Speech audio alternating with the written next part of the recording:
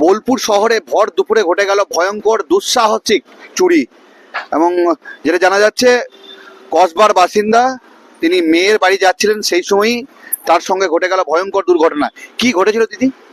ওই যে আমাকে জামুনি থেকে ডেকে তুলে নিয়ে এলো একজন, তুলে আনার পর আমাকে এই রাস্তাতে নিয়ে এলো। আসার পর এখানে বস করিয়েছে, নিয়ে এইখানে হাতে কানে খোলা করিয়েছে, নিয়ে ব্যাগের মধ্যে একটা ক্যারি প্যাকেটের মধ্যে ভরেছে। ভরার পর মানে ব্যাগটা বলেছে কিভাবে ভরলে, নিয়ে ওই আবার ঝেড়ে ভরে দিয়েছে। তারপরে আমাকে বললে তুমি চলে যাও। ঠিক আছে, আমি চলে গেছি বাস ধরার জন্য। দিয়ে আমি ভয়ে বাসে চেপে আমি মেয়ের বাড়ি চলে যাচ্ছি। মেয়ের বাড়ি থেকে ওইখানে নেমে জামাইকে জানিয়ে আবার জামাইকে সঙ্গে করে নিয়ে আবার এসছি। আমি কি দেখছেন যে ব্যাগের মধ্যে দেখছি আমার কানের আর চুড়ি, হাতে সোনা নাই, সব নাই, ব্যাগের মধ্যে কিছুই নাই। আপনি যে ব্যাগে হয়েছে না দেখতে পাচ্ছেন না। আপনি কোথায় যাচ্ছিলেন?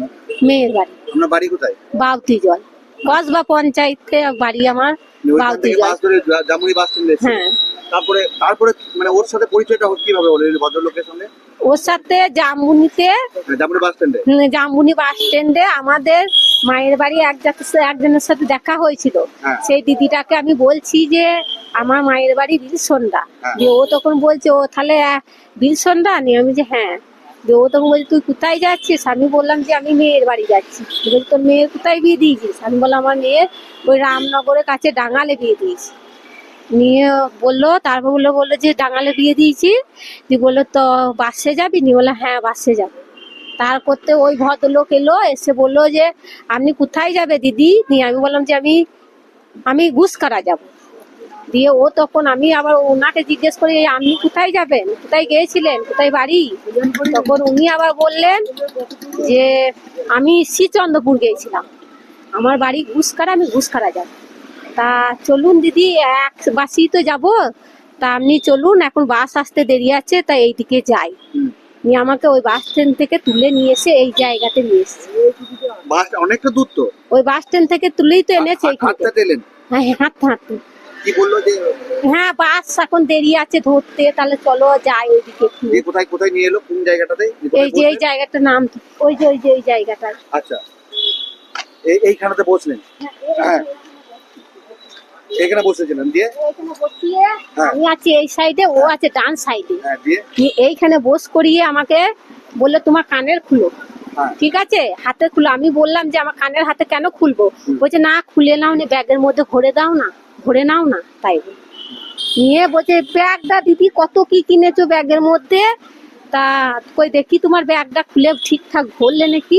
তখনই ভরে দেওয়ার সঙ্গে সঙ্গে আমি চেনটা লাগিয়ে দিয়ে বললে তুমি চলে যাও, আমরা পরে বাস, আমরা যাচ্ছি, তুমি চলো। আমি এগিয়ে যেতে লাগলাম। দিয়ে যাওয়ার পর ওই আগে গিয়ে বাস ধরে নিলাম। বাস ধরার পর আমি ভেদিয়াতে নেমে যাই।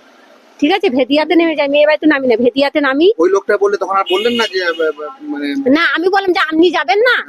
দিয়ে তখন ও বললো যে আপনি এগিয়ে চলুন, আমার এখানে আর একটা লোক আছে কি মিষ্টি জল খেয়ে যাচ্ছে। নিয়ে আমি বললাম তাহলে যাচ্ছেন মিষ্টি জল খেয়ে যাচ্ছি, তাই বললে। নিয়ে আমি বললাম যে তাহলে যান। হ্যাঁ, আমি এগিয়ে চলে গেলাম, বাস ধরলাম। আমি বললাম যে দাদা আমি যদি বাস পেয়ে যাই তাহলে আমি আগে চলে যাব।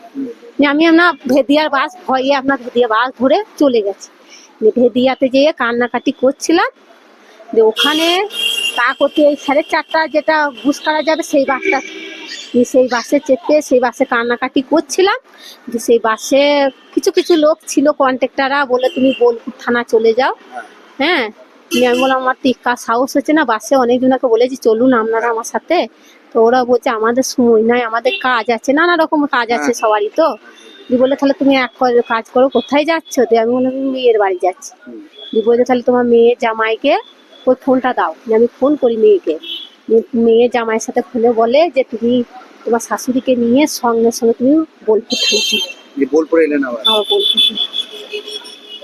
মানে সোনা গয়না সব ছিল তো?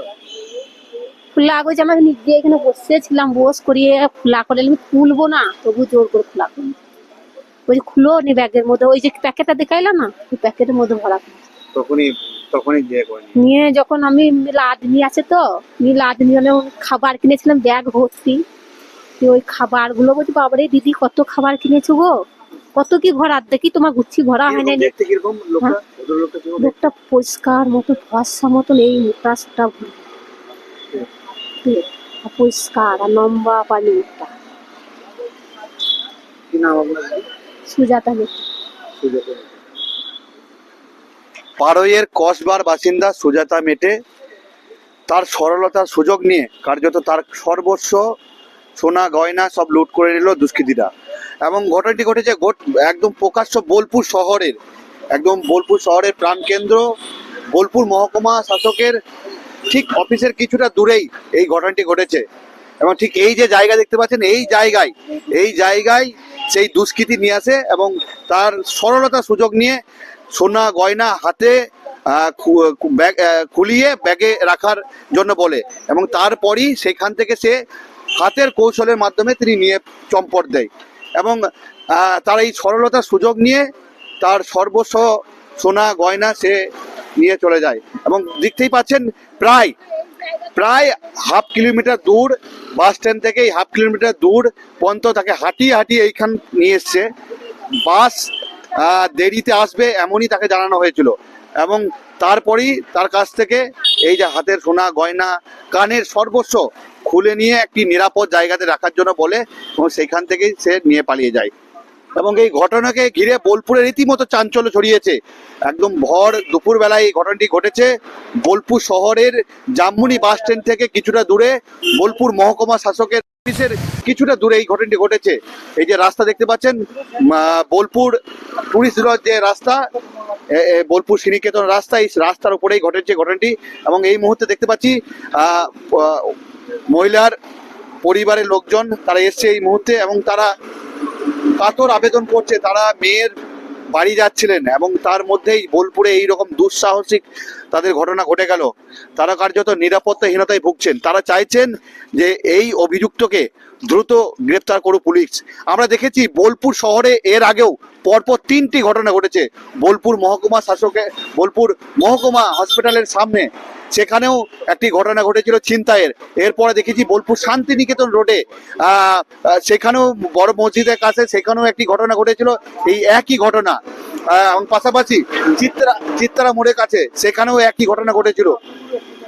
সরলতার সুযোগ নিয়ে কারোর কাছ থেকে নিরাপদে রেখে দেওয়ার নাম করে এবং কাউকে প্রলোভন দেখিয়ে এইভাবেই কার্যত দুষ্কৃতীরা প্রত্যন্ত গ্রামের মানুষকে কার্যত টার্গেট করে তারা লুট চালাচ্ছে এবং তাদের কাছে সর্বস্ব তারা লুট করে নিয়ে চলে যাচ্ছে।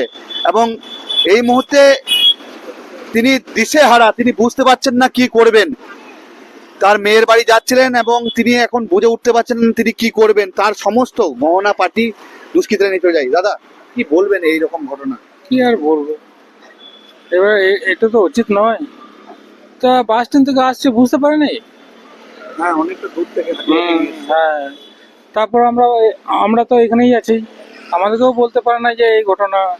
আমাদের যদি একটু বলতো যে তাহলে আমি এই করতে পারতাম। হ্যাঁ। এই জায়গাটার নাম কি? এই জায়গাটার নাম হচ্ছে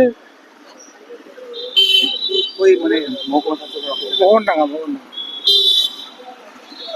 প্রায় হাফ কিলোমিটার মহিলাকে কার্যত তার সরলতার সুযোগ নিয়ে দুষ্কৃতী সে ঠিক বাস স্ট্যান্ড থেকে এই জায়গা পর্যন্ত নিয়ে আসে এবং তার কাছ থেকে সর্বস্ব সোনা গয়না, হাতের সোনা গয়না, কানের সর্বস্ব তার পরিবারে রয়েছে। বলছে কতটা আতঙ্কিত এইরকম ঘটনা, কি বলবেন, কি চাইছেন এখন? দেখুন, আমরা চাই যে যাতে সাধারণ মানুষ সুস্থভাবে চলাফেরা করতে পারে আর অপরাধীকে যেন গ্রেপ্তার করা হয়। এইরকম আরো অনেকজনের সাথেই ঘটছে, দেখুন, যাতে মানুষ সুবিধা পায়। একদমই পরিবারের লোকজন এসে তারা প্রশাসনের কাছে একটাই দাবি রাখছে যে অভিযুক্তকে অবিলম্বে গ্রেপ্তার করা হোক, এমনই জানাচ্ছেন। এবং আমরা যদি দেখি এই যে বোলপুর মহকুমা শাসকের একদম দপ্তরে কিছুটা দূরেই এই ঘটনাটি ঘটেছে এবং পরপর একাধিক সিসিটিভি ক্যামেরা রয়েছে এই রাস্তার উপরে, এবং সেই সিসিটিভি ক্যামেরা ধরেই এই ঘটনার অনেকটা কিনারা হবে এমনই অনুমান করছে স্থানীয় বাসিন্দারা। যদিও পুরো ঘটনা তদন্তে বোলপুর থানার পুলিশ।